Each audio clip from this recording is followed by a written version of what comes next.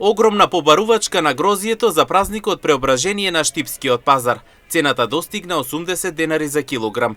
Верниците и оваа година традиционално го купуваа по секоја цена, зашто според адетот во Штип токму на Преображение прв пат се вкусува благословеното грозие.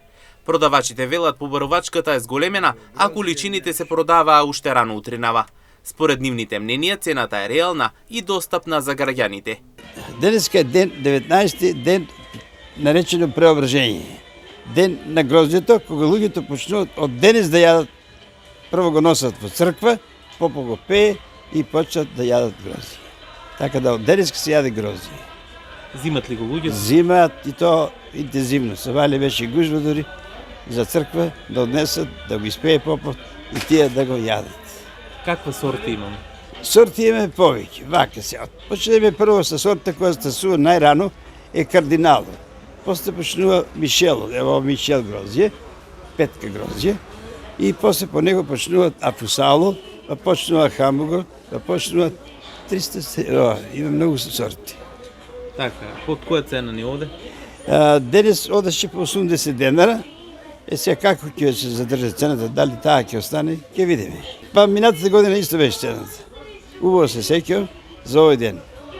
Согласно температурите, дали е реална цената, бидејќи тешко се вади грозието? Цената е реална и мислам дека треба да ја задржат таа цена за мала потрошувачка. Имајќи во предвид добрата цена, доброто време, како и доброто производство, производителите и трговците се задоволни. Треба да бидат задоволни.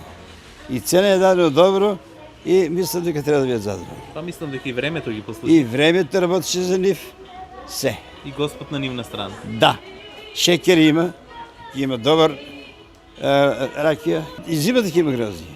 Имаме ние зимски сорти. А какво е тоа зимно грозие? Зимно грозие тоа е едно бело грозие кое е многу издржливо на температури и е најотпорно. Како да се зачува? Па обично го чуваат у ладилници. Се обере, се складира во ладилници и преку зимата имаме грозие. За многу години кај на сите штипјани и пошироко во републиката им честитаме празникот. Инаку на овој ден верниците уште рано во кошница носат грозие во црквите, каде на самата литургија се осветува и благословува самото грозие. Се верува дека на овој ден Господ Исус Христос со Светиот Дух ги преобразува луѓето и верниците. Денеска масовно се посетија сите цркви заклучно со манастирите. Во Штипско најпосетен беше манастирот Воскресение Христово, во чии простори се слави денешниот празник Преображение.